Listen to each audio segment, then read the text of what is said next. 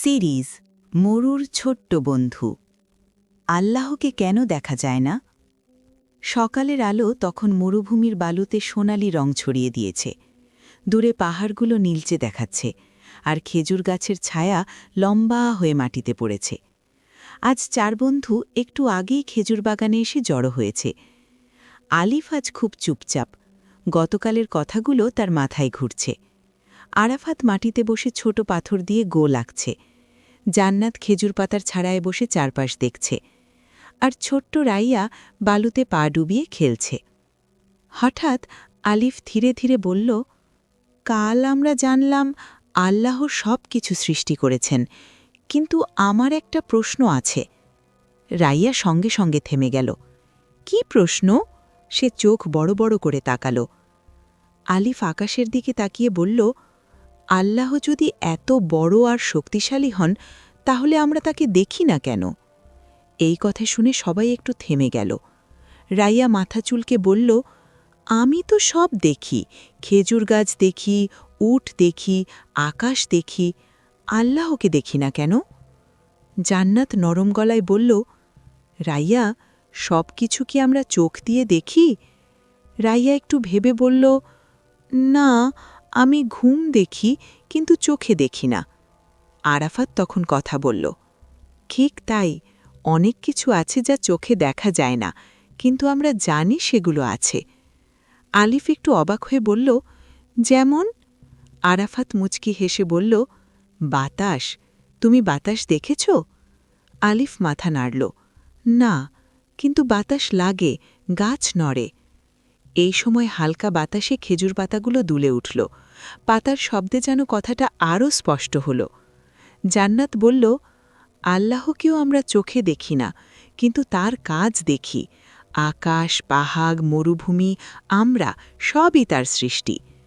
রাইয়া বালু হাতে নিয়ে বলল, এই বালুও? হ্যাঁ, জান্নাত হেসে বলল, এই বালুও আল্লাহর সৃষ্টি। আলিফ একটু চিন্তিত হয়ে বলল, কিন্তু আল্লাহ যদি আমাদের ভালোবাসেন, তাহলে একবার হলেও কেন দেখা দেন না? এই প্রশ্নে সবাই আবার চুপ করে গেল। ঠিক তখন দূরে উটের ঘণ্টার শব্দ শোনা গেল। উটগুলো ধীরে ধীরে গ্রামের দিকে যাচ্ছে। তাদের পেছনে হাঁটছেন হাকিম চাচা। হাকিম চাচা কাছে এসে বললেন, আজ তোমাদের মুখ খুব গম্ভীর দেখাচ্ছে। সবাই সম্মান করে সালাম দিল। আলিফ সাহস করে বলল, চাচা, আমরা জানতে চাই আল্লাহকে কেন দেখা যায় না? হাকিম চাচা একটু হাসলেন, তারপর মাটিতে বসে বললেন, তোমরা সূর্যের দিকে তাকাতে পারো? রাইয়ার সঙ্গে সঙ্গে চোখ ঢেকে বলল, না, চোখ জ্বলে যায়। হাকিম চাচা বললেন, সূর্য আল্লাহর সৃষ্টি, আমরা তার দিকে পুরো তাকাতে পারি না, আর আল্লাহ তো সূর্যেরও স্রষ্টা, তাহলে তাকে চোখ দিয়ে দেখা কি সম্ভব? আলিফ ধীরে ধীরে মাথা নাড়ল। হাকিম চাচা আবার বললেন, আল্লাহ আমাদের জন্য দুনিয়াটা পরীক্ষা হিসেবে বানিয়েছেন। যদি সবাই আল্লাহকে চোখে দেখত, তাহলে বিশ্বাস করা আর পরীক্ষা থাকত না। আরাফাত বলল, তাহলে আল্লাহ আমাদের কিভাবে চিনতে বলেন? হাকিম চাচা আকাশ, পাহাড় আর খেজুর গাছের দিকে ইশারা করে বললেন, এই সব কিছু দেখেই। কুরআনে আল্লাহ বলেন, তোমরা কি আকাশের দিকে তাকাও না, পাহাড়ের দিকে তাকাও না? জান্নাত শান্ত গলায় বলল, মানে আমরা যখন সৃষ্টি দেখি তখন স্রষ্টাকে মনে করি। ঠিক তাই, হাকিম চাচা বললেন।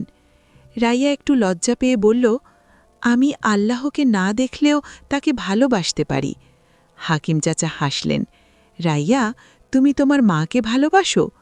হ্যাঁ, রাইয়া সঙ্গে সঙ্গে বলল। তুমি কি সবসময় তোমার মাকে সামনে দেখো? না। তবুও তুমি ভালোবাসো, তাই না? রাইয়া হেসে বলল, হ্যাঁ। হাকিম চাচা বললেন, ঠিক তেমনি আল্লাহকে না দেখেও আমরা তাকে ভালোবাসি। এই কথা শুনে আলিফের মুখ উজ্জ্বল হয়ে উঠল। তাহলে আল্লাহ আমাদের দেখেন? হ্যাঁ, হাকিম চাচা বললেন, তিনি আমাদের কথা শোনেন, আমাদের মনের কথাও জানেন। বাতাসে তখন খেজুর পাতার ফাঁক দিয়ে আলো পড়ছে। পরিবেশটা খুব শান্ত। জান্নাত বলল, তাই আমরা একা থাকলেও ভালো কাজ করি। আরাফাত যোগ করল, আর ভুল করলে আল্লাহর কাছে ক্ষমা চাই। রাইয়া হঠাৎ হাত তুলে বলল, আমি আজ থেকে আল্লাহর সাথে কথা বলবো। সবাই হেসে উঠল। আলিফ ধীরে গলায় বলল, আজ আমি বুঝেছি আল্লাহকে দেখা না গেলেও তিনি আমাদের খুব কাছেই আছেন। হাকিম চাচা উঠে দাঁড়িয়ে বললেন, তোমরা আজ খুব সুন্দর কথা শিখেছ। মনে রেখো, আল্লাহকে বিশ্বাস করা মানেই আলোতে হাঁটা। সূর্য তখন একটু উপরে উঠেছে। 4 বন্ধু একসাথে মরুভূমির দিকে তাকাল। তাদের মনে কোনো ভয় নেই, আছে শুধু শান্তি আর বিশ্বাস। এই পর্বের শিক্ষা, আল্লাহকে চোখে দেখা যায় না, কিন্তু তার সৃষ্টি দেখা যায়।